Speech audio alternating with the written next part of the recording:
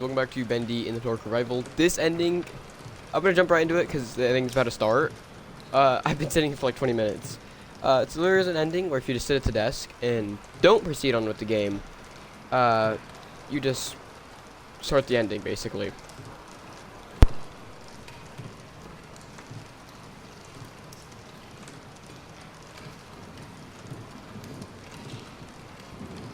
Alright, so basically, if we sit here for 20 minutes, I believe it is 18 minutes in. Sorry for that, sorry. But, I've been sitting here for a minute. If we just sit here, eventually, it will activate a cutscene where Audrey just says, I don't want coffee, and the game ends. So, I don't know how much longer we have, but we should. But, it should be the last ending for Bendy the Dark Rival.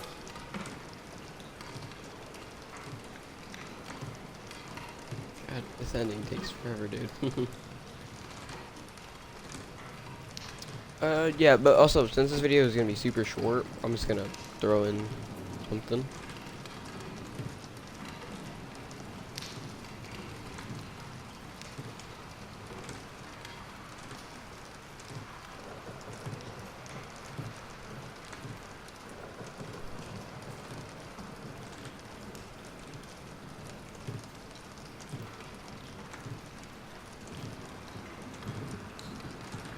I guess we keep waiting, I guess.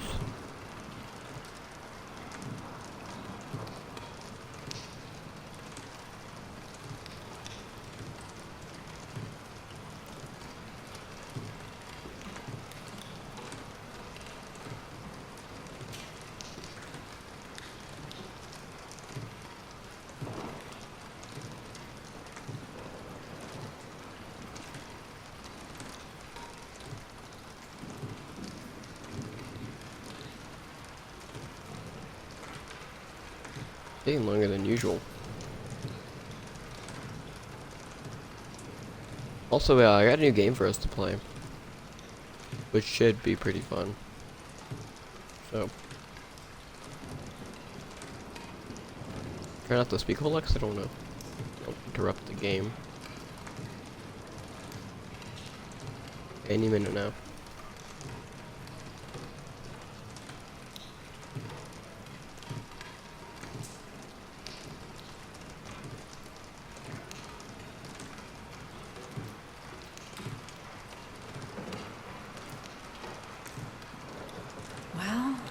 Coffee's good and all, but this work's gotta get done. Focus, Audrey, focus. And that's the ending. Yeah, it's not much. Not much at all.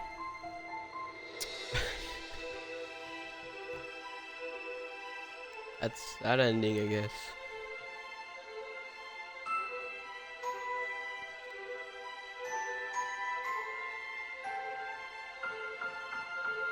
I feel like it's crazy this will be the last ending for Bendy the Dark Rival. Obviously, the main ending is the best ending. It's like the true ending, I'm guessing, because the Insanity ending literally has nothing behind it. And then, obviously, the original ending would be considered the true one. So.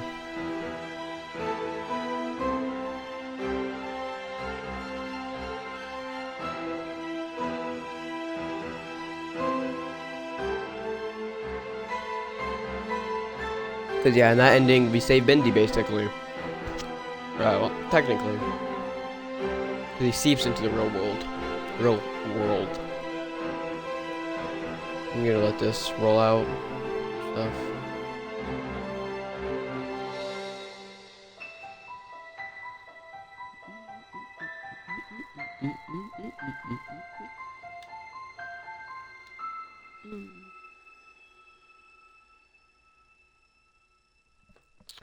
Well, there we go.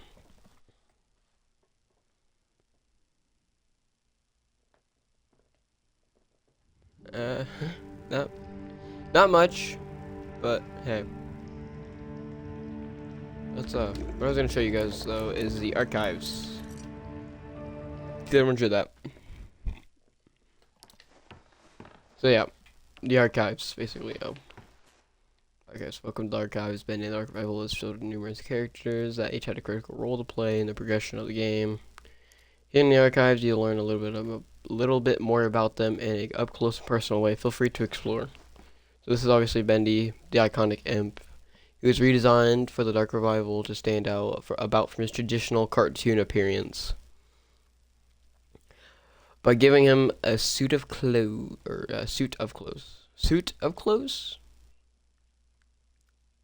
I think it's spelled right. I'm just tweaking.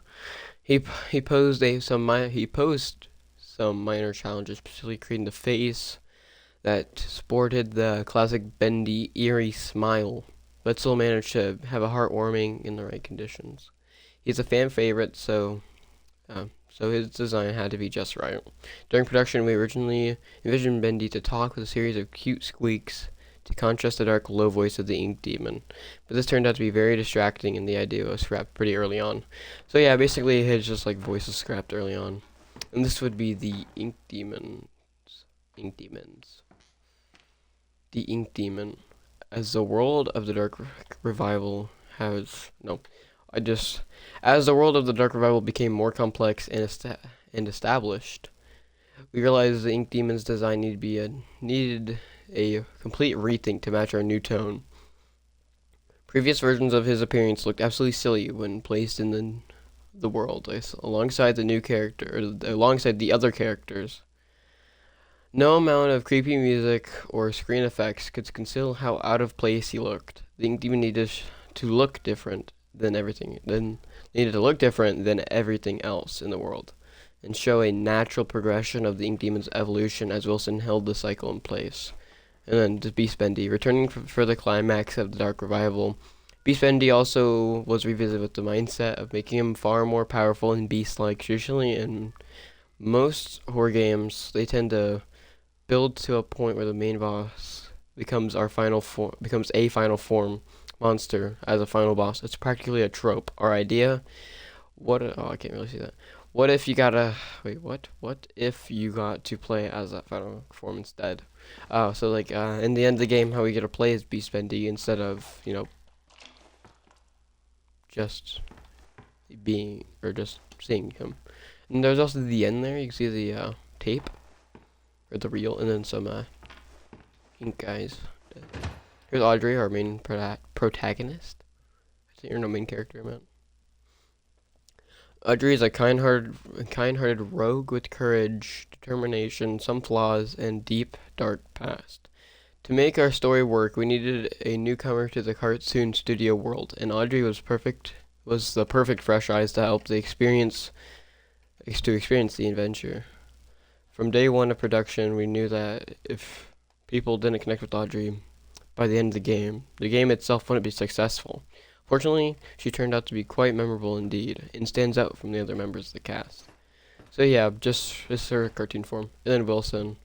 Wilson was a difficult character to balance. At first, the players are purposely led to believe he's a one-note character, obviously evil with a over-the-top villain personality. But as the story progresses, we see other sides of the character, and the player becomes muddled with who this man really is. In one draft, Wilson was written as a servant of Nathan Arch Jr., a separate character at the time. But the story made far more sense when the two characters became one, eliminating a lot of needless narrative complexity. I'm struggling reading these. I don't know why. Oh. Barley, Charlie, and Edgar were the three original cast members of the Butcher Gang, were formed from the ink machine deconstructed by Alice Angel for body parts, and bond together to stay alive and sneak attacks on their prey. In Dark Rival, we meet a artificial fourth member of the gang, Carly, the ghost girl. Although, when you begin to examine her closely, Carly appears to be the only one, appears to only be a shell with perhaps someone inside. That's what really like gets me like confused. So there might be someone inside of there. That's cool. Let's keep looking, I guess. Let's go look at the ink machine first, right? I think this has text. Oh. It's so hard to read this. Designed by Thompson Connor of the Gent Corporation, stolen by Joey Drew, retrieved by Archgate, and once again reclaimed by Gent. The ink machine's next adventure is a mystery. So yeah, so Thomas Connor is obviously Tom, the Boris variant with the arm. The metal arm. Here he is, this is him right here. Tom. Tom is Allison's quiet or silent protector and the only Boris clone involved in the main story. Whereas Boris the Wolf, rumor has it that during the events of the game, Boris is experiencing I am actually messing this up so bad. Holy. Boris is experiencing a dark survival story of his own. Goodness. This here was a big surprise. I'm so glad we got to see Henry, dude. The original Psycho Breaker, Henry Stein, is the ghost of a man who lost his purpose years ago, once fueled by finding a way to escape his tortures of the ink demon. And finding his way home to his wife. Henry is now left in the cold reality of being a recreation of the person he thought he was. Saved as a special surprise for fans of the Bendy and the Ink Machine game. Henry was strictly omitted from all the public discussion of the character during the entire production, which spanned several years, but Henry returned with a very satisfying face reveal. Which is true, I'm so glad we got to see Henry. And obviously Allison. Returning for another victory over the Ink Demon, Allison is always the voice of reason, a beacon of hope. Allison's design was very carefully upgraded from the previous Bendy and the Ink Machine game to maintain her personality, but with more fidelity. I don't fucking know how to say that. The purpose of meeting Allison so early in the campaign was to introduce the player to a familiar face after the main introduction. At the start, Allison was able to serve as a motivating force for Audrey until the true plot kicked in later. So yeah, just basically to motivate her. Ooh, oh, these guys. Heidi. It is believed that Heidi has spent some time in the pit, a prison set up by Wilson and the Keepers. It is unclear why, but mostly likely because she's able to access places she shouldn't have. The experience in the pit changed her, as it does to many, reverting her to a childlike state, longing for happiness again. Oh. Porter, as the cycle was held in place in the influence of the Ink Demon held at bay, the cartoon world was able to grow and advance, creating such characters as Porter, a lost one who came to claim a new identity as an explorer. Porter was written with the knowledge that Dark Revival would feature a far more serious tone than the first game. Bendy Ink Machine, and his light-hearted innocence, would help the player feel some warmth in this inky world of sorrow. And this is obviously Sammy. Sammy Lawrence, oh my goodness. Yeah, that's it, guys. I'm quitting. The famous music composer of the studio. Sammy Lawrence originally had a slightly larger role in the story of the Dark Revival. But whatever. But in a story already filled with so many characters, making them all play a meaningful part became a challenge. He was ultimately sidelined with the favor of telling a more comprehensive storyline. Although it is interesting to note that Sammy Lawrence appears to have mastered the flow ability in Bendy and the Ink Machine long before Porter, Gabe, and Audrey could wield it. Oh, so it's the flow ability, which is cool. Alice Angel, the self-appointed queen of the studio. Alice Angel is one of the most memorable faces in Bendy in the Bendy world. Forever lost in the tide of insanity, she's an absolute delight to write for as a character.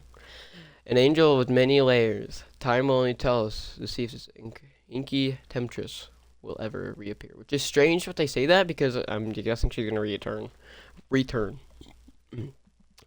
Lord Amach, ruler of the super cult. Lord Amach illustrates how the world of the ink has continued to develop into different societies deep within the darkest places. Though he was weak in a fight, his name will simply never die. Why is this guy crammed in here? I thought he was huge. Alright, let's look at this guy first.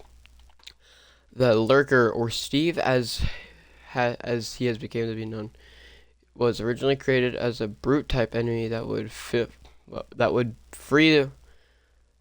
roam the way lost ones do. Roam the way the lost ones do, but ultimately felt unnecessary as putting a random ink demon encounters already fulfilled the role of putting the player on edge while exploring previous traversed location. In the end, the lurker found a much better calling as an unlikely ally, effectively expanding him into just a typical enemy.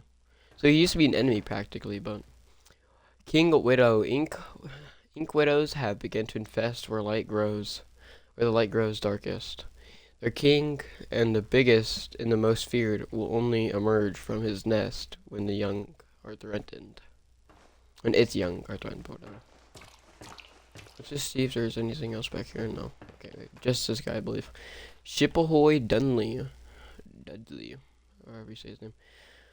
The demented invention of Wilson, created to serve the dual purpose of dethroning the ink demon in the cartoon world, but also upstaging Joey Drew in the eyes of Wilson's father, Nathan Arch. Neither of these happen. Shiphoy Dunley is a mysterious sailor with his own eerie grin, similar to that of Bendy's, along his sidekick, Crackle the Crab. It is unknown what kind of cartoon adventures they would have had together. This guy's just like a random character, basically, just a one-off. The thing I wish about Wilson is he had more, like, color, because his whole thing was, like, color. He was, like, experimenting with that, but... Oh. Reading all this stuff's hurting me, dude. Oh, we still got a few people over here. Ooh, real people. Oh, my goodness.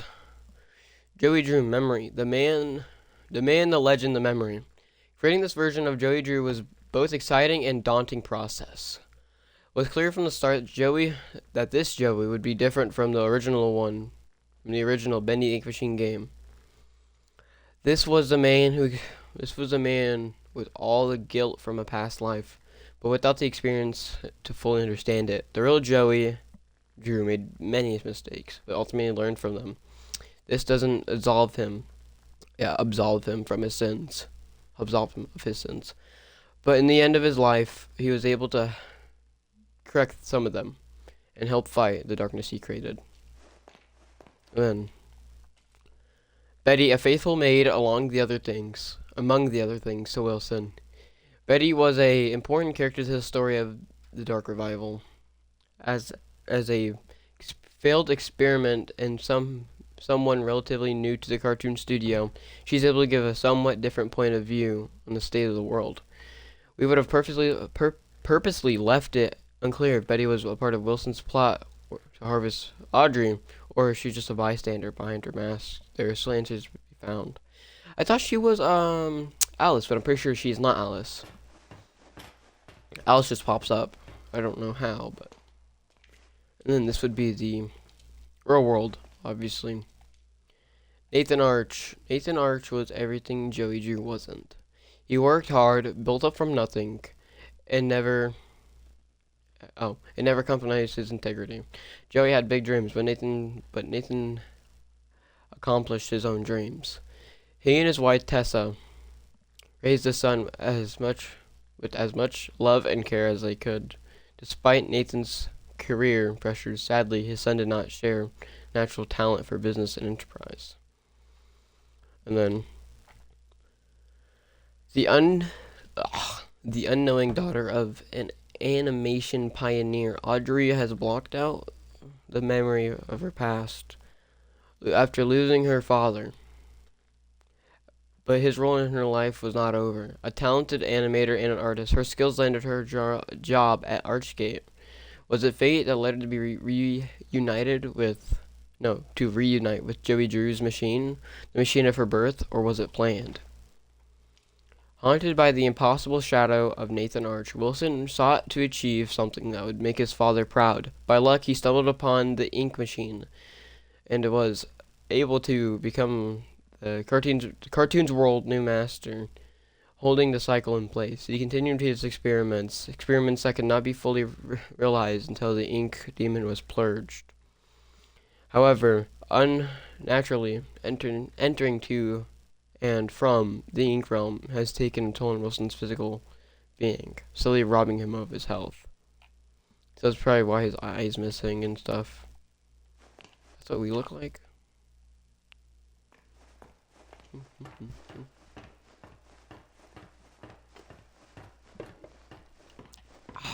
I believe that is all of it, though, I think.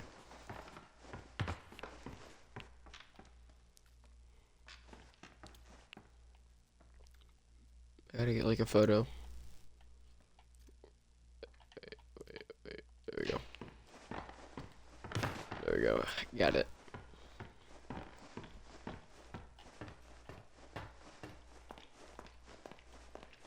Yeah, I believe that was it. I'm gonna go run back through and make sure we got everything, but I believe that was it. Yeah, it looks like it, because we've already been back there. Well, that's nice. I want to thank you guys for watching, and get ready for our next series, because there's a lot of things I want to play, and a lot of different variety, whatever you call it, whatever you say. And definitely will be fun and interesting. So, let's exit, I guess. Exit my menu. Alright, thank you guys for watching, and I'll catch you guys in the next one.